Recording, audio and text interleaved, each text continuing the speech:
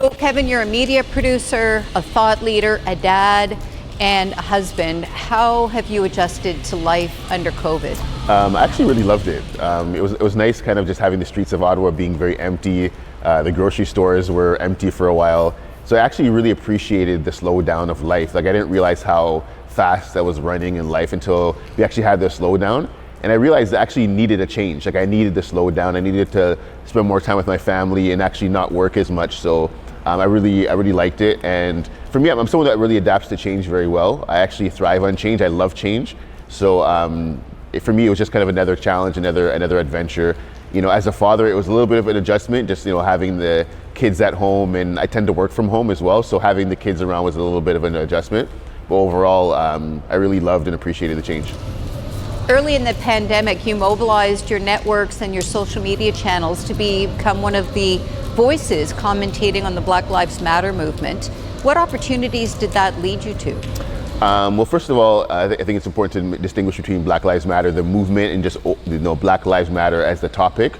I'm not necessarily a leader when it comes to Black Lives Matter as the movement, but within the subject of Black Lives Matter, I ended up being a vocal during after the murder of George Floyd. And for me, like I'm the type of person where I really love being a bridge builder. Like I was very angry and very emotional after the murder of George Floyd, but I tried not to have that come out in my communications and really use the platform that I have to actually create conversations and to kind of bring people together and to build bridges. So, you know, it definitely, I did become somebody that, you know, the TV stations and the radio stations did look to speak on this topic. And I think for me, it was just something I embraced. Like I've always kind of been a communications guy. I've always kind of been, someone that's been on the TV and radio in the past. So for me, it just really created opportunities for me to share on the topic of Black lives. So as a leader in the community and a voice through Shifter magazine for Black culture, what particular challenges do you see the community facing in Ottawa? I think overall within the Black community, there's still a desire to have our voices be heard. And I think for a lot of people, we feel like the voices aren't necessarily being heard. I know for a lot of Black women, you know, they still feel like their voices aren't necessarily being heard. I think in a city like Ottawa, you know, Ottawa is a city that for a long time has felt like a very white city.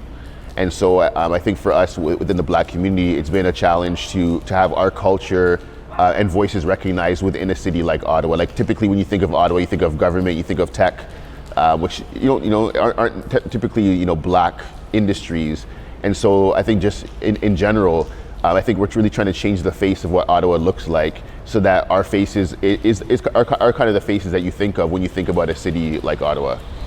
What did life look like before the pandemic versus now? Because you've really expanded your audience right across the city.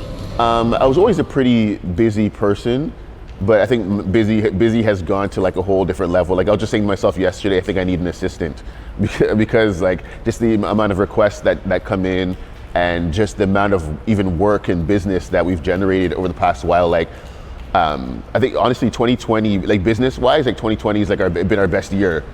You know, in the midst of racial tension, in the midst of a pandemic, we actually made more revenue during 2020 than any previous year. I've got more speaking engagements this year than any other year. Like I've been on so many panels and all that kind of stuff. So definitely like my schedule has been like ridiculously busy this year. But again, it's all with the desire to kind of build bridges, right? Like some of these boards that I'm sitting on typically didn't have representation or people that look like me. And so that was just me saying, hey, how can I, instead of just complaining about the problem of lack of representation, like let me actually do something about it instead of just kind of sitting on social media and venting about it. So that was just my way of kind of like putting my emotion, like actually focusing it and directing it and having it and actually using it for good in the community. Finally, Kevin, are you hopeful for the future? I'm very hopeful. When you look at the headlines, you're seeing stories of you're seeing kind of the bad stories of what's happening, but I think for the most part, when you're talking to people, like people genuinely are good people and want to help bring about change. So yes, I'm very hopeful. Not just hopeful about the world, but when it comes to Ottawa as a city specifically, like I've seen so much change it's over the past year that has me feeling good about being in the city.